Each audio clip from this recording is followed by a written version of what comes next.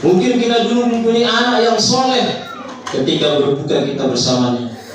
Kita punya suami istri, mungkin hari ini sudah tidak ada di hadapan kita. Maka mungkin kurang ya, dalam hari Ramadan.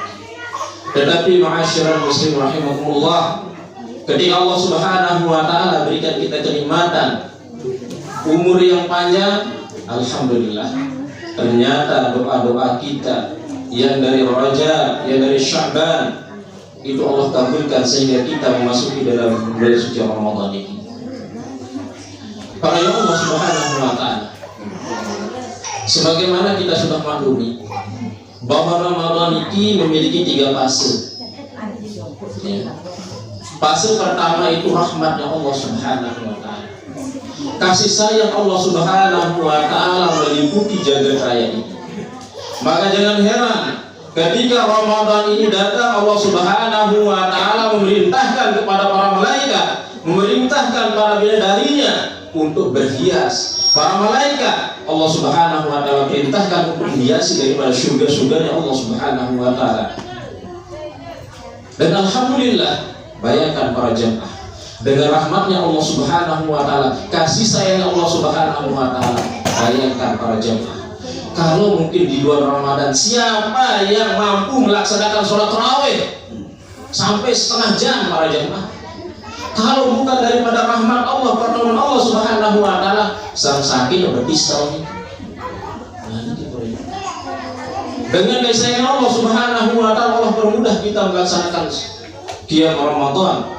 Allah permudahkan kita melaksanakan sholat berjamaah. Allah mudahkan kita taat kepada Allah Subhanahu wa taala. Ini semua daripada rahmatnya Allah Subhanahu wa taala. Dan ini berjamaah. Kemudian yang kedua, fase yang kedua itu adalah maghfirahnya Allah Subhanahu wa taala. Dan hari ini kita berada di fase kedua ini. Ya, ampunannya Allah Subhanahu wa taala. Kita di tempat ini saya dan memiliki dosa. Okay. Semua yang hadir ini memiliki dosa. Maka Allah Subhanahu wa taala di dalam surat Az-Zumar itu adanya rombongan para jemaah. Surat Az-Zumar ini Allah Subhanahu wa taala gambarkan bagaimana rombongan ahli neraka, bagaimana rombongan ahli surga yang dipilih Allah Subhanahu wa taala. Bagaimana Allah Subhanahu wa taala dengan kasih sayangnya, dengan kata yang lembut yang memanggil kita. Qul ya ibadiyalladzina asrafu ala, wahai Muhammad, kata Allah Subhanahu wa taala, katakan kepada hamba-hambaku yang sudah melampaui batas. Nah ini siapa yang melampaui batas ini para jamaah? Orang yang tidak taat kepada Allah. Orang yang tidak mau mendengarkan daripada sabda-sabda Rasulullah SAW. Ketika diperintahkan untuk sholat, mereka tidak melaksanakan sholat. Ketika mereka diperintahkan untuk menjadi khabar, tapi mereka melaksanakannya. Allah Subhanahu wa taala menyuruh perempuan untuk taat kepada suaminya, lalu dia milih. Tetapi meskipun begitu kepada Allah Subhanahu wa taala, Allah masih memanggil kita dengan kata yang tidak kasar pada jemaah. Lamun ita, lamun batur teh bermasalah, kah? Sang sumpah ayah, nih, batur.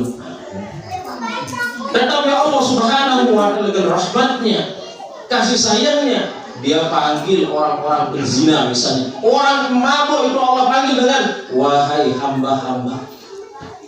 Kasih sayang Allah Subhanahu wa taala yang sudah melampaui batas. Ya. Apa kata Allah Subhanahu wa taala? La taqnatu min rahmatillah. Jangan sampai kalian putus daripada rahmat-rahmat Allah Subhanahu wa taala. Kalau kita sudah berdosa, mari kita memperbanyak istighfar kepada Allah Subhanahu wa taala. Ya. Karena dengan istighfar yang kita terus dengungkan itu akan menghapus dosa-dosa kita. Fastaghfiru rabbakum innahu kana ghaffara. Ya. Fastaghfir, maka beristighfarlah kalian kepada Allah Subhanahu wa taala, niscaya Allah Subhanahu wa taala akan menghapus dosa-dosa kalian. Ma'asyiral muslimin, salat Allah Subhanahu wa taala. dengan memasuki fase kedua niki para Allah Subhanahu wa taala menjadikan renungan bagi kita semua, apakah di fase yang pertama itu maksimal kita beribadah kepada Allah Subhanahu wa taala. Menjadi renungan bagi kita, apakah Ramadan hanya sekedar numpang lewat? Ramadan itu istimewa karena ibadah-ibadah yang di dalamnya. Ketika seseorang melakukan amalan sunnah, maka amalan sunnah itu dilipat gandakan seperti yang wajib. Ketika seseorang itu melaksanakan suatu yang wajib, maka dilipat gandakan sampai tidak terhingga ma'asyiral muslimin. Ketika kita melantunkan Al-Quran, satu huruf saja itu 10 para jemaah. Bagaimana kalau satu juz kita sehari ma'asyiral muslimin? Maka sekian pahala yang kita dapat.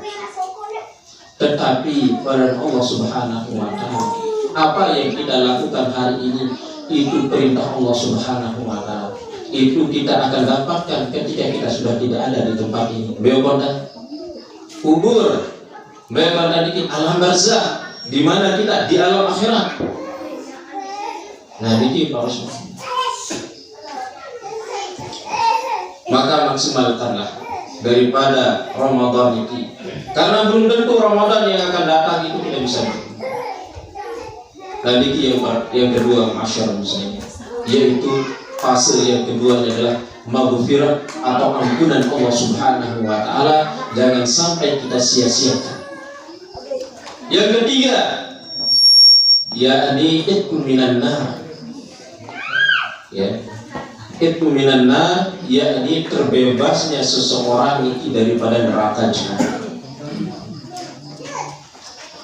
Faman zuhzi'a 'anil nar wa udkhilal jannah faqad faz. Siapa orang yang dibebaskan dari api neraka, maka merekalah pemenang-pemenang sejati. Lamun ara warganta yang menang dalam sepak bola, bukan itu pemenang sejatinya. Kalau ada adik-adik kita yang prestasinya luar biasa, bukan itu pemenang sejatinya.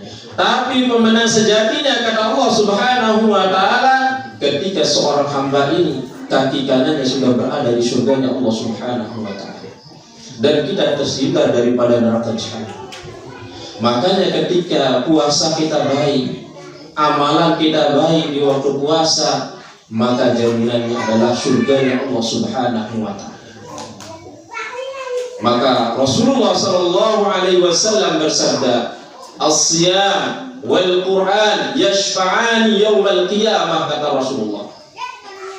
Al-Quran dan puasa itu akan menjadi syafaat yang perlu sampai besok di depan Allah Subhanahu wa taala. Kapan puasa itu menjadi syafaat penolong kita pada jamaah Allah Subhanahu wa taala? Ketika puasa itu sesuai yang kita lakukan. Bagaimana? Kita berniat, rukunnya puasa, berniat menahan diri dari lapar dan haus. Kemudian yang kedua, meninggalkan perkataan-perkataan yang tidak baik. Jangan sampai puasa kita ini diterima tetapi pahalanya tidak di Allah Subhanahu wa taala. Kalau itu yang sudah kita bisa lakukan, insya Allah, maka surga yang kita idam-idamkan akan kita raih masyarakat muslim. Apa kata puasa besok di depan Allah Subhanahu wa taala? Ya Allah, gara-gara aku di dunia dulu dia meninggalkan syahwatnya. Kalau baru syahwat, ibu-ibu, bapak, syahwat, nafsu, ya, masalah syahwat nih, Pak Kadis ketua nih luar biasa ya, masya Allah ya.